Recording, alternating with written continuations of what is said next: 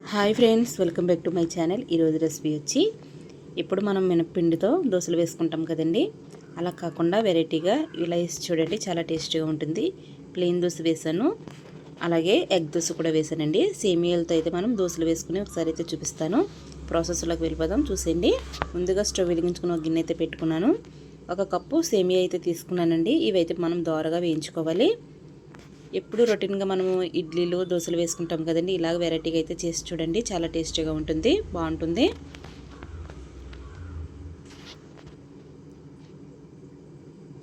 Tiffin అయితే చాలా ఇష్టంగా తింటారు. ఇలాగైతే చేసి పెట్టండి ఒకసారి.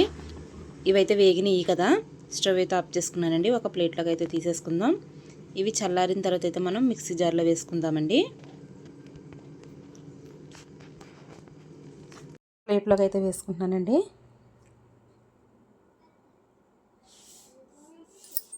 ఇవి చల్లారిని మిక్సీ జార్లో అయితే వేసేసుకున్నాను. మనం ఏ కప్పుతో అయితే సేమియాలు తీసుకున్నామో అదే కప్పుతో సూజీ రవ్వ అయితే తీసుకోవాలి. 1 కప్పు అయితే సూజీ రవ్వ తీసుకున్నానండి. బొంబాయి రవ్వ అంటారు కదా, ఉప్మా రవ్వ, అది కూడా వేసేసుకోవాలి. అలాగే అదే కప్పుతో ఒక అరకప్పు అయితే పెరుగు కూడా తీసుకున్నాను. ఒక అరకప్పు వాటర్ కూడా వేసుకోవాలండి. దీంట్లో వాటర్ అయితే వేసుకుని మనం మిక్సీ అయితే పట్టుకోవాలి. మనకి ఇంకా వాటర్ సరిపోకుండా గట్టిగా అనిపిస్తే మనం కొంచెం వాటర్ కూడా వేసుకుని మళ్ళీ మిక్సీ పట్టుకోవచ్చు. మిక్సీ పట్టి చూపిస్తాను చూడండి. పిండి అయితే ఆడేసుకున్నాను కదా, మిక్సీ అయితే పట్టేసుకున్నాను. ఒక వేరే గిన్నెలోకి అయితే తీసుకుంటున్నాను.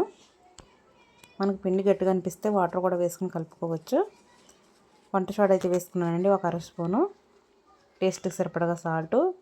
మనకి ఇన్స్టెంట్గా చేసుకుంటున్నాం కదా, వంట సోడా అయితే కంపల్సరీగా వేసుకోవాలి. మొత్తం పిండిని అయితే మొత్తం బాగా కలుపుకోవాలి. మనకి చిక్కగా అనిపిస్తే కొన్ని వాటర్ కూడా వేసుకుంటున్నానండి. స్టవ్ వెలిగించుకుని ఒక పెనం అయితే పెట్టేసుకున్నాను. దోశ వేస్తున్నాను కదండి, చూడండి ఎంత చక్కగా అయితే వచ్చిందో. ఆయిల్ అయితే పైన వేసుకుంటున్నాను. మనకి 2 వైపులా కాల్చుకోవచ్చు, ఒకవైపున కూడా కాల్చుకోవచ్చు అండి, చాలా బాగుంటుంది. నేనైతే ఫస్ట్ ఒకవైపునే కాల్చి చూపిస్తాను. పైన కూడా చాలా చక్కగా ఉడికిందండి. ఇప్పుడు దోశ అయితే తీసేస్తున్నాను, వేరే దోశ అయితే వేసి చూపిస్తానండి.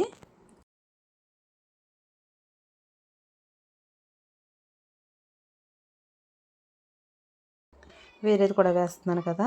మనం పెనం అయితే అంత వేడిగా ఉండకూడదు, వేడిగా ఉందనుకోండి దోశ అయితే బాగా రాదు. మీడియంలో అయితే మనం పెట్టుకుని కాల్చుకోవాలి.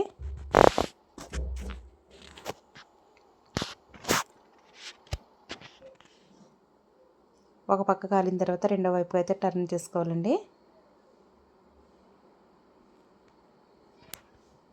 మనం ఎప్పుడు కూడా ఇడ్లీ పిండితో దోశల పిండితో అయితే మనం టిఫిన్ చేసుకుంటాం కదా, ఇలాగా వెరైటీగా ఎప్పుడైనా చేసి పెట్టండి, ఇంట్లో వాళ్ళకి అందరికీ నచ్చుతుంది.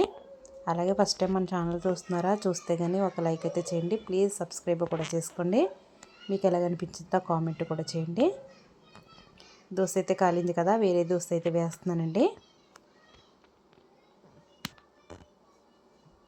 మనం ప్రతి ఒక్కటి 1 బై 1 అలా వేసుకుంటూ ఉండాలి. చూడండి ఇప్పుడు ఎలాగైతే వచ్చిందో, మనకి పెనం అయితే ఎక్కువ కాలిందనుకోండి దోశ అయితే అలా వస్తుంది. ఎగ్ అయితే వేస్తున్నానండి. దీంట్లో ఎగ్ కూడా వేసుకుంటే చాలా బాగుందండి.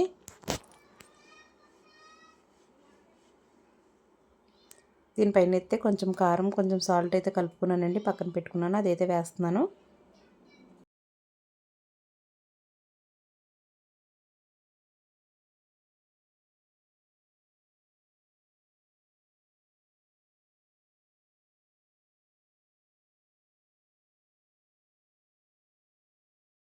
పైన అయితే ఆయిల్ వేస్తున్నాను.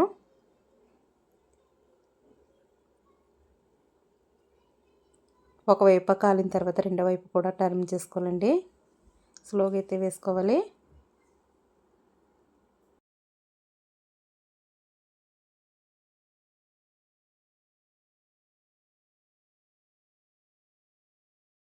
అంతేనండి, ఆ వైపు కూడా కాలింది కదా, తీసేస్తున్నాను.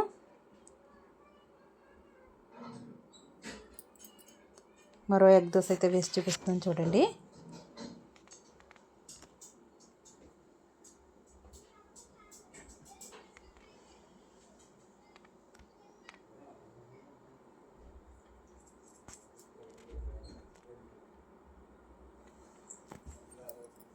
దీనిపైన అయితే కారం కూడా వేసుకుంటున్నాను.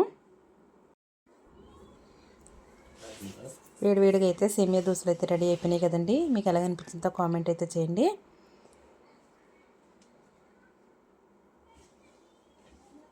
మొత్తం వేసుకున్న తర్వాత అయితే చూపిస్తున్నాను. ప్లెయిన్ దోశలు, ఎగ్ దోశలు అయితే వేస్తాను కదండి. మనం ఏ పచ్చడితో అయినా సర్వ్ చేసుకోవచ్చు. నేనైతే ఆవకాయ పచ్చడితో అయితే సర్వ్ చేసుకుంటున్నాను. మళ్ళీ మంచి రెసిపీతో కలుస్తాను. Bye friends.